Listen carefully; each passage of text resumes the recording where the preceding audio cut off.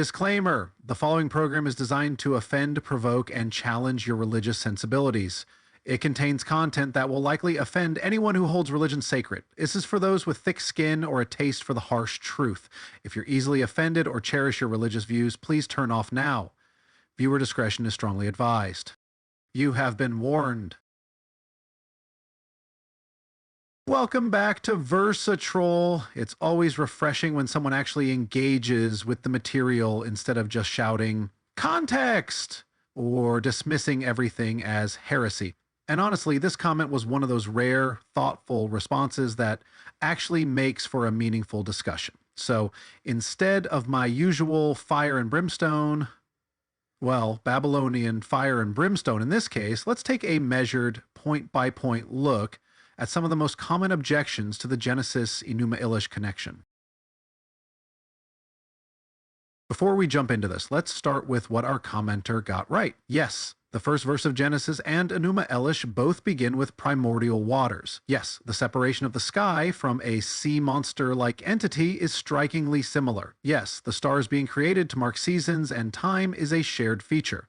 And yes, the 7 tablets of Enuma Elish have an interesting parallel to the 7-day structure of Genesis, which I didn't even actually point out in my video. This commenter pointed it out, which is interesting. That's a solid foundation, and I appreciate the willingness to acknowledge these connections. Now let's examine where the arguments diverge and whether the supposed differences really hold up under scrutiny. One objection is that common linguistic roots don't necessarily prove borrowing. That's fair. Words and names evolve, and just because we name our planets after Roman gods doesn't mean we believe in Jupiter and Mars. But this isn't just about random words floating around the ancient world. This is about Genesis using specific Mesopotamian terms and structural elements that match Enuma Elish rather than, say, Egyptian or Greek mythology.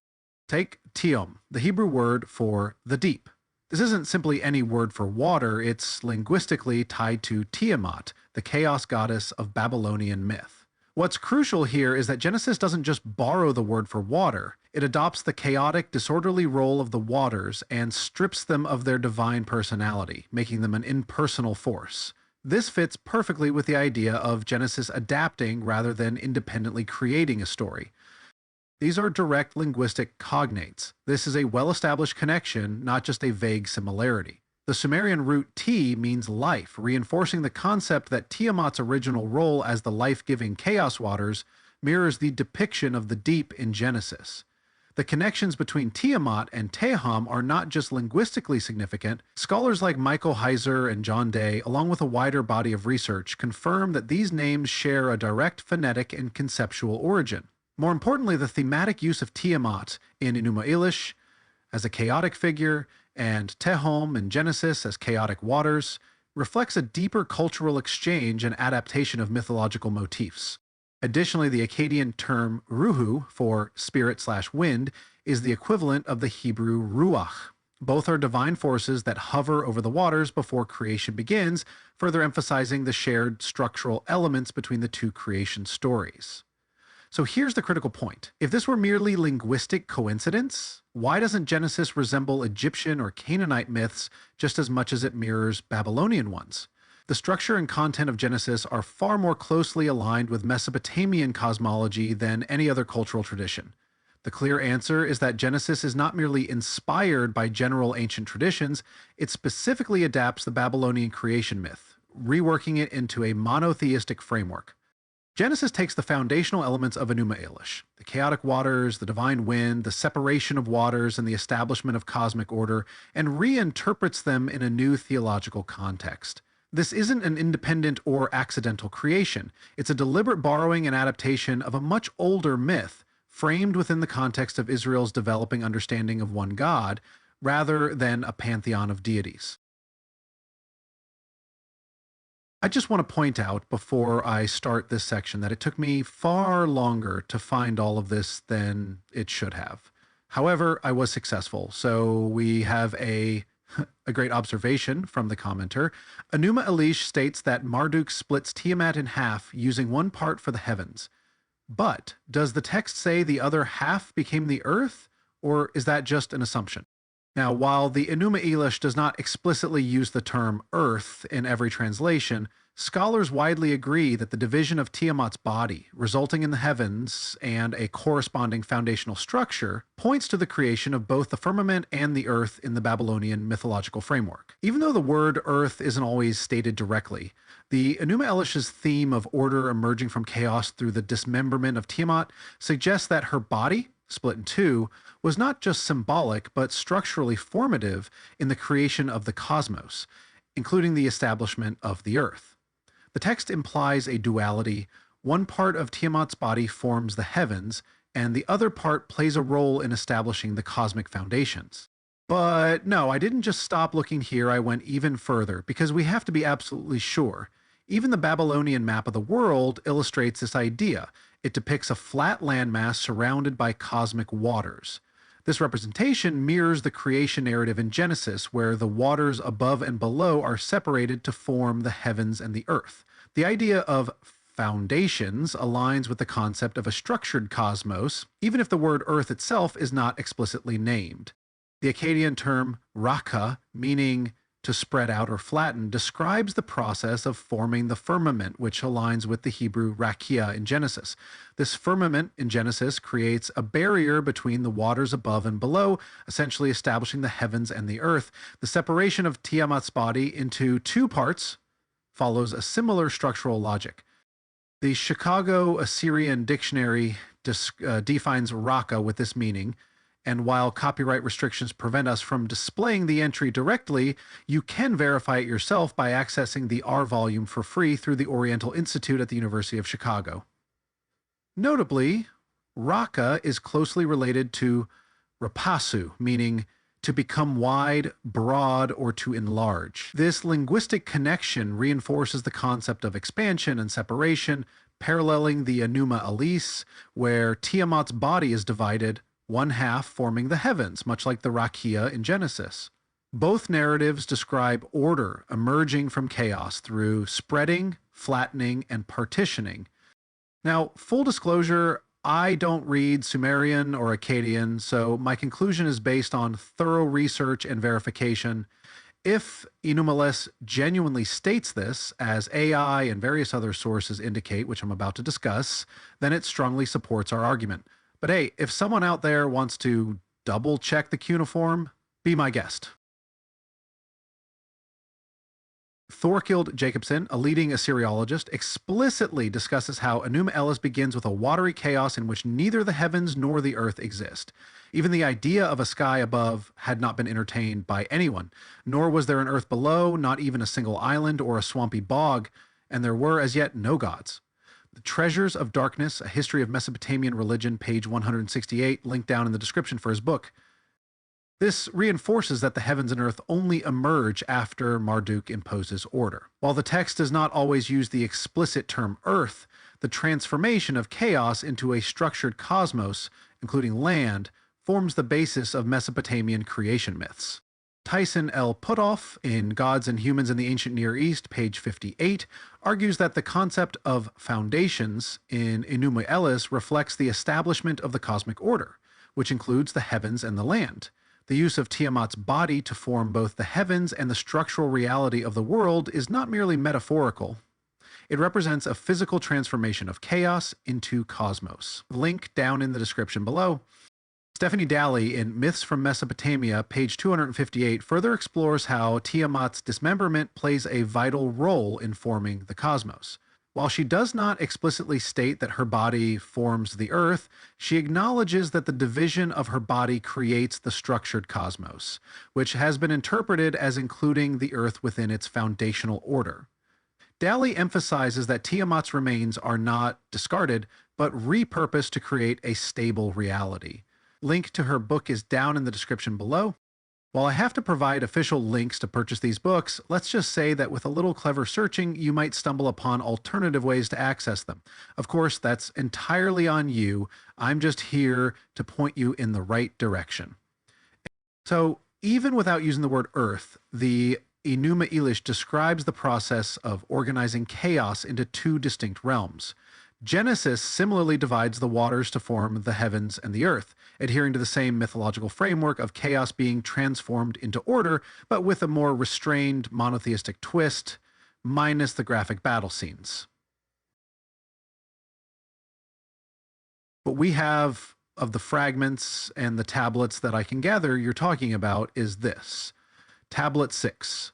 My blood will I take, and bone will I fashion. I will make man, that man may I will create man who shall inhabit the earth.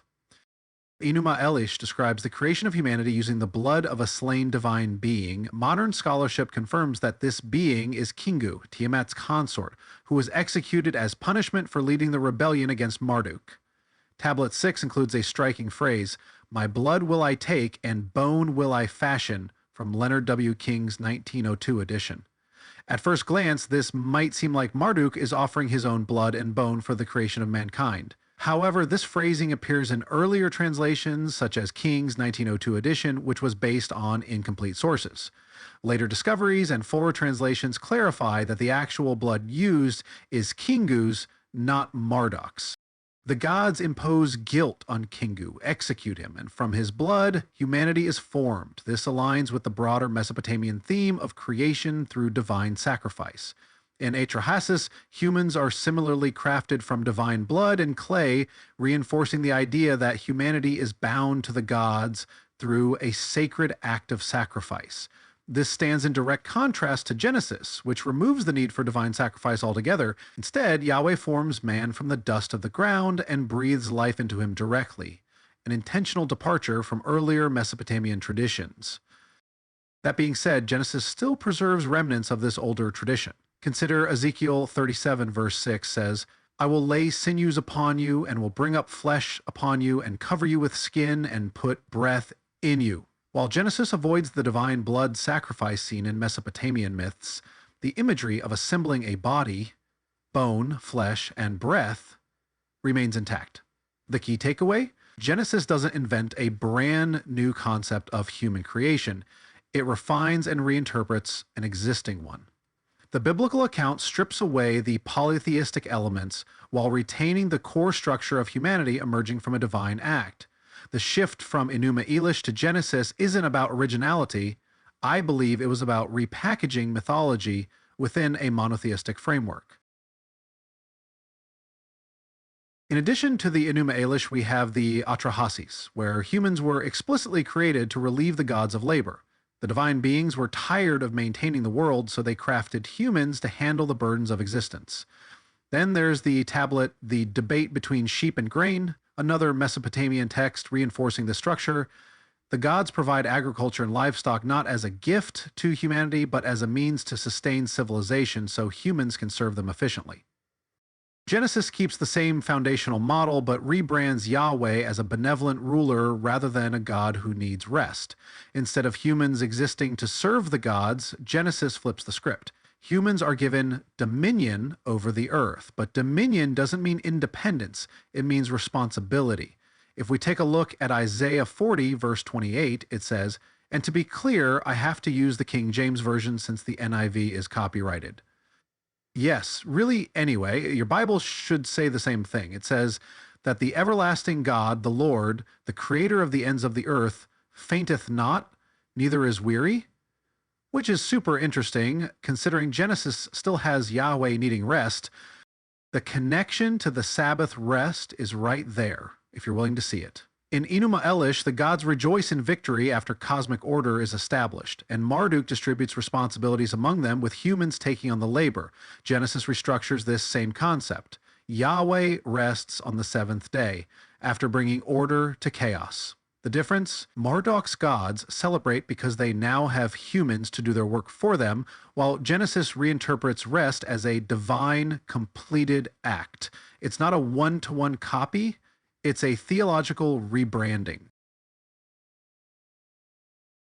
So, were these about Egypt, the end times? Nope. These verses refer to creation, and more specifically, an ancient mythological theme known as Chaos Kampf, the divine battle against chaos, common in the ancient Near East. In the Enuma Elish, Marduk defeats the chaotic sea dragon Tiamat, slices her in half, and uses her body to create heaven and earth. In Canaanite myth, Baal battles Yam, the sea god, and Lotan, a seven-headed serpent, likely an early version of Leviathan. This theme again is widespread in the ancient Near East. Cosmic order is only established after a divine battle. The book of Job 26 and Psalm 89 preserve traces of this myth by describing Yahweh defeating Rahab, a chaotic sea entity. The imagery matches Tiamat, Leviathan, and Yam, but Genesis removes the battle entirely. Instead of Yahweh fighting the sea, Genesis just separates the waters like it's a calm, routine process.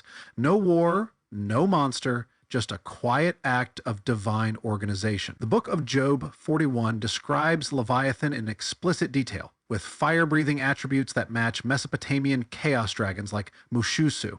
This isn't just some big fish. Leviathan is a mythological holdover from older A&E battle traditions. While Genesis erased the divine fight from creation, the man Job still remembers the ancient sea monster lurking beneath. Why this isn't about Egypt or the end times? Some scholars try to connect Rahab with Egypt. Isaiah 51:9 calls Egypt Rahab, but here Rahab clearly represents the primeval sea, not a nation. There's no end times theme here. This is a creation myth, not an end times prophecy. Bottom line, Job and Psalms still contain remnants of the divine battle against chaos found in Enuma Elish, but Genesis erases it, transforming creation into a peaceful act of separation. The battle is gone, but the scars remain.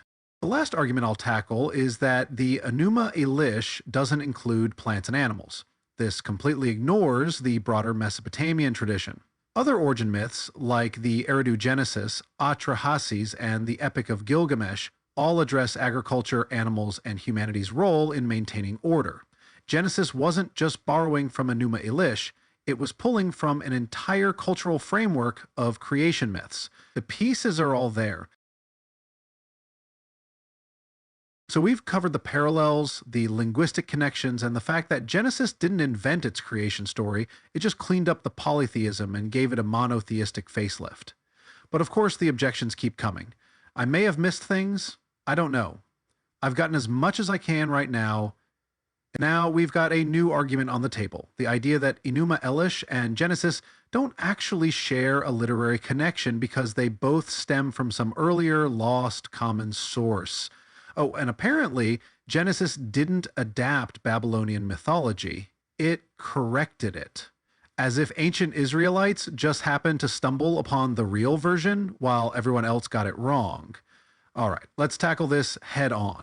All right, let's take your comment point by point. I'm going to respond more directly this time, no beating around the bush. Apologies in advance if I come across not as nice. It's not my real voice. I would never use my real face or voice on this channel. I do have some control over it, but not as much as you might think. So let's talk about the common source creation narrative. You're suggesting that both Genesis and Enuma Elish stem from a shared, mythologized creation story that's been passed down but was corrected via divine inspiration. Okay, let's pause right there. If they shared a common source, why is Enuma Elish so much older? Enuma Elish predates Genesis by about a millennium. So how exactly does that work? Do you think Enuma Elish was edited by the Babylonians and the Israelites somehow perfected it? Do you really believe Genesis corrected the Babylonian story? I'm sorry, but that's not how this works. What we're actually looking at here is Genesis borrowing from Enuma Elish and rebranding it in a monotheistic fashion. One story is much older and the other reinterprets it to fit a different cultural and theological context. If this were a common source, Genesis would resemble Enuma Elish far more in structure. But Genesis clearly edits out the polytheism and turns it into a clean, monotheistic narrative. The changes aren't just corrections, they're outright reworkings of the older myth. The fact that you're calling these changes a divine correction is an interesting claim, but I would challenge you to think critically about how the Bible is shaped by its cultural context. The correction you're suggesting sounds more like a repackaging of old myths in a new framework, not an act of divine inspiration.